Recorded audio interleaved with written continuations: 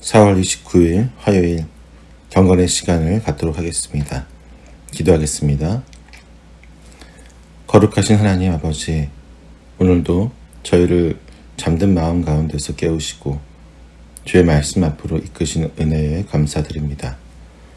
주님, 저희 심령에 메말라 있을 때에도 주의 말씀이 생명의 빛이 되어 저희를 일으켜 세울 줄 믿습니다. 이 시간 성령님께서 조용히 저희 마음 깊은 곳에 임하여 주시고 세상의 소란을 잠재우고 오직 하나님의 음성만을 듣는 고요함을 허락하여 주옵소서. 묵상의 자리에서 주님의 마음과 만나는 기쁨을 누리게 하시고 오늘 하루 주님과 동행하는 첫걸음이 이 말씀 앞에서 이루어지게 하여 주옵소서. 예수님의 이름으로 기도드립니다. 아멘. 사무엘상 23장 19절부터 29절까지 말씀을 보겠습니다. 같이 읽습니다. 10사람 몇이 기브아로 사울을 찾아 올라가서 밀고 하였다. 다윗은 분명히 우리가 있는 호레스 산성 속에 숨어 있습니다. 바로 여시몬 남쪽에 있는 하길라 산 속에 숨어 있습니다. 임금님이 지금 당장 내려가기를 원하신다면 그렇게 하시기 바랍니다. 그를 잡아서 임금님의 손에 넘기는 일은 저희가 맡아서 하겠습니다. 사울이 말하였다. 당신들이 나를 생각하여 그토록 정성을 보였으니 주님이 주시는 복을 받기를 바라오. 당신들은 가서 빈틈없이 준비하시오. 그자가 도망 다니는 곳이 어디이며 누가 어디서 그자를 보았는지 자세히 알아보시오. 내가 듣는 바로는 그는 매우 교활하오. 당신들은 그가 숨을 만한 모든 은신처를 자세히 살펴본 다음에 틀림없는 정보를 가지고 나를 찾아오시오. 그러면 내가 당신들과 함께 가겠소. 그가 이 나라 안에 있기만 하면 내가 유다의 마을들을 남김없이 다 뒤져서라도 그를 찾아내고야 말겠소. 이리하여 그들이 일어나 사울보다 먼저 십광야로 떠나갔다. 그때에 다윗과 그의 부하들은 여시몬 남쪽의 아라바에 있는 마온 광야에 있었다. 사울도 부하들을 거느리고 다윗을 찾아 나섰다. 누가 이 사실을 다윗에게 알려주니 그가 마온 광야에 있는 바위로 내려갔다. 사울이 이 소식을 듣고 곧 마온 광야로 가서 다윗을 추격하였다. 이리하여 사울은 산 이쪽에서 쫓아가고 다윗과 그의 부하들은 산 저쪽에서 도망하게 되었다.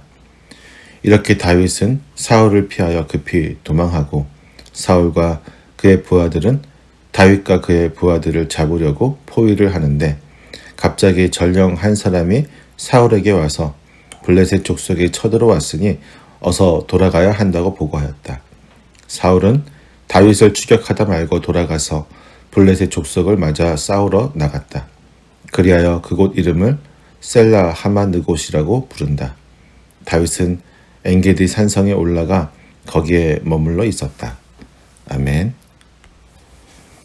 광야의 한 북판에서 다윗은 다시 한번 위험에 직면하게 됩니다. 이번에는 외부의 대적이 아니라 같은 유다 지파 출신인 10사람들이 문제였습니다.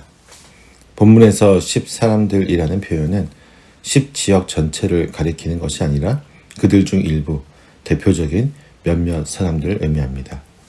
이들은 다윗이 머물고 있는 구체적인 위치를 사울에게 밀고합니다. 다윗은 분명히 우리가 있는 호레스 산성 속에 숨어 있습니다. 바로 여시몬 남쪽에 있는 하길라 산 속에 숨어 있습니다.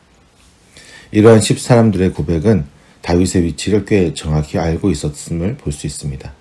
사울에게 그들은 적극적으로 정보를 제공하고 있습니다. 하지만 정보를 넘기는 데서 멈추지 않고 그들은 적극적으로 사울을 돕고 있습니다. 2절을 보면 그들은 왕이 원하신다면 우리가 직접 다윗을 왕께 인도하겠습니다 라고 말합니다. 그들은 스스로 사울의 손과 발이 되겠다고 자처하고 있습니다. 10사람들이 왜 같은 지파 출신인 다윗을 배신하고 이런 선택을 했는지에 대해서 정확히 알 수는 없지만 아마도 사울의 눈밖에 나지 않기 위한 두려움 때문일 가능성이 높습니다. 노베 제사장들이 다윗을 도운 일로 몰살당한 사건은 이미 이스라엘 전역에 퍼져 있었습니다. 사울이 얼마나 가차없이 행동하는지 누구나 알고 있었던 것입니다. 또 다른 한편으로는 다윗을 넘겨주는 대가로 사울에게서 어떤 보상을 기대하고 나아갔을 수도 있습니다. 생존의 불안과 눈앞의 이익, 이런 것들이 진리를 버리고 권력의 편에 서게 만드는 것입니다.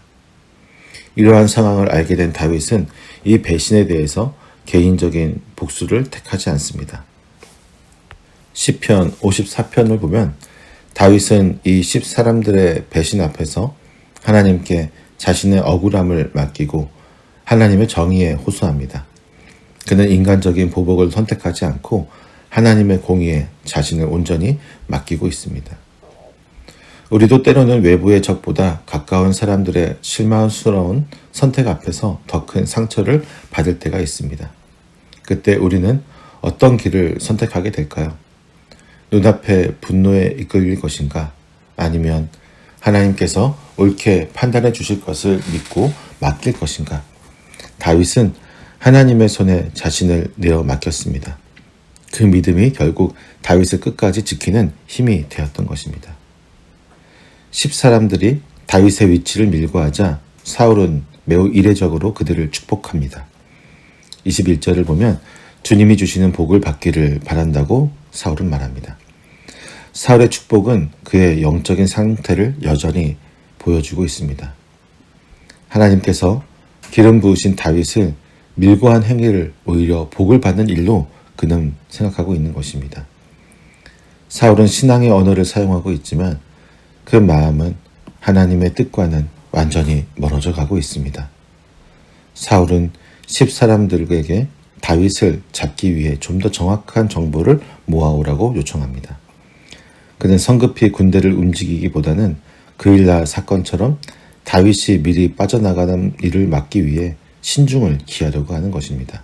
특히 그는 3가지를 10사람들에게 요구하고 있습니다. 첫째는 다윗이 자주 출입하는 곳을 파악하려고 합니다. 다윗이 어느 지역, 어느 경로를 통해 움직이는지를 알면 추적이나 매복에 매우 유리하기 때문입니다. 두 번째로 그는 누가 다윗을 보았는지 확인하라고 합니다. 소문만으로는 확신을 가질 수 없었기 때문에 다윗의 움직임을 직접 목격한 사람들의 증언이 필요했던 것입니다.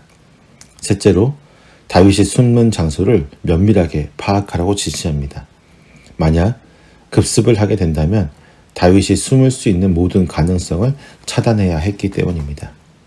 사울은 표면적으로는 치밀하고 철저하게 준비하는 모습을 보이지만 그 내면에는 다윗을 향한 집착과 불안을 짙게 깔고 있습니다. 다윗이 심히 지혜롭게 행동한다는 말을 듣고는 더욱 신중해졌습니다. 그는 다윗을 향해 교활하게 여기면서 그는 점점 더 조급하고 왜곡된 판단 속에 갇혀가고 있습니다. 사울은 10사람들을 먼저 고향으로 돌려보내고 스스로도 출정을 준비합니다. 광양을 뒤져 다윗을 찾아내려는 집념은 대단했지만 그 집념은 하나님의 뜻과는 점점 멀어져 가고 있는 것을 보게 됩니다. 그는 유다 온 지역, 곧 유다의 모든 족속들을 뒤져서라도 다윗을 찾겠다는 결연한 각오를 다지고 있습니다. 10사람들은 사울의 명령에 따라 곧장 움직입니다. 그들은 자신들의 이해관계와 생존을 위해 사울의 뜻을 따랐고 그 과정에서 하나님의 큰 뜻은 그들의 선택 안에 뚜렷하게 고려되지 않고 있음을 보게 됩니다.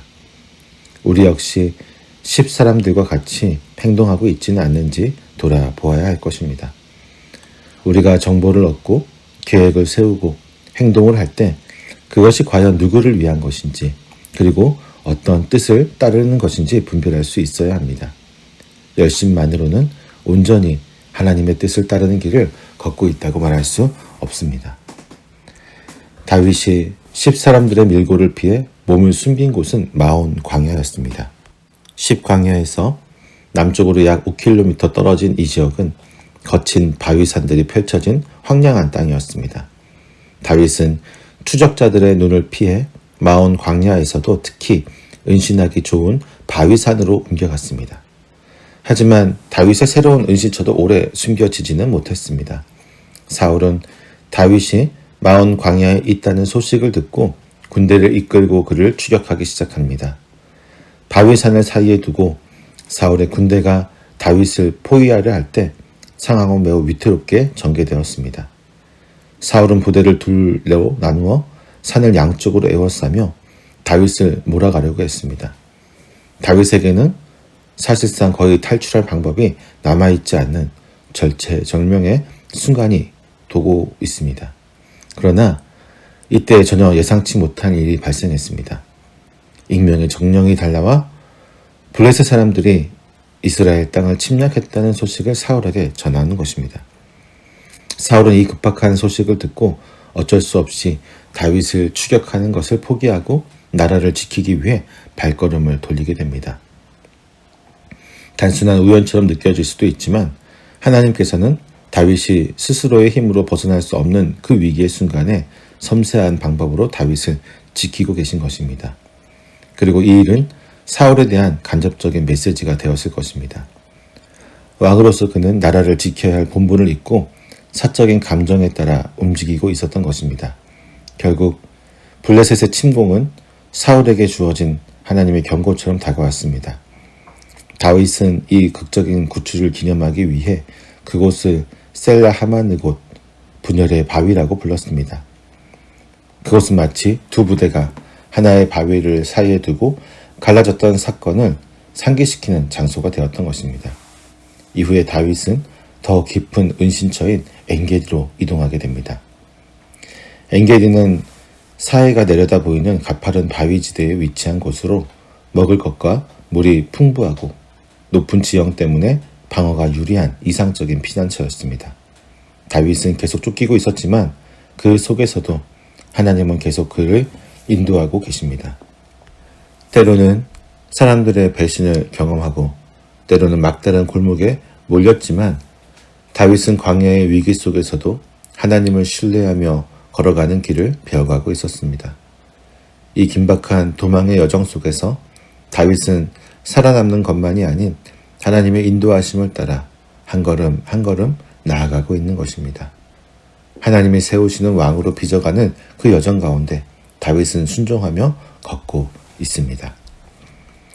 오늘 본문을 따라가며 우리는 다윗이 사람들의 배신과 사울의 집요한 추격 속에서도 어떻게 하나님의 보호와 인도하심을 경험했는지를 봅니다. 다윗은 외로운 광야에서 때로는 배신당하고 때로는 막다른 골목에 몰리기도 했지만 매 순간 하나님을 신뢰하며 걸어갔습니다. 우리의 삶도 이와 비슷할 때가 있습니다. 예상치 못한 사람들의 실망스러운 행동, 이해할 수 없는 억울한 상황, 끝이 보이지 않는 위기 앞에 설 때 우리는 어떤 길을 선택하게 됩니까? 다윗은 상황을 읽고 대응하는 것에만 몰두하지 않았습니다. 그는 하나님을 바라보는 눈을 높이 안았고 하나님의 손에 자신을 맡겼습니다. 그리고 그 길 끝에서 하나님은 다윗을 지키셨고 마침내 다윗을 통해 하나님의 뜻을 이루셨습니다. 오늘 우리도 하나님 앞에 다시 서야 합니다. 내 힘으로 해결하려는 조급함을 내려놓고 내 억울함을 스스로 갚으려는 분노를 내려놓고 내 앞을 여시는 하나님을 신뢰하며 걸어가야 합니다. 바로 지금 이 순간 비록 광야 같은 시간을 지나고 있을지라도 하나님은 분명히 우리 곁에 계십니다. 하나님은 우리를 결코 놓지 않으십니다. 오늘도 하나님을 신뢰하며 그분의 손을 붙들고 함께 걸어가시기를 소망합니다. 기도하겠습니다. 신실하신 하나님 아버지, 오늘도 주님의 말씀을 따라 다윗의 여정을 통해 하나님의 보호와 인도하심을 배울 수 있게 하시니 감사합니다. 10사람들의 배신과 사울의 끊임없는 추격 앞에서도 다윗이 하나님만을 의지하며 걸어갔던 것처럼 저희도 예상치 못한 배신과 위기 속에서도 주의 손만을 붙들고 믿음으로 나아갈 수 있도록 인도하여 주옵소서.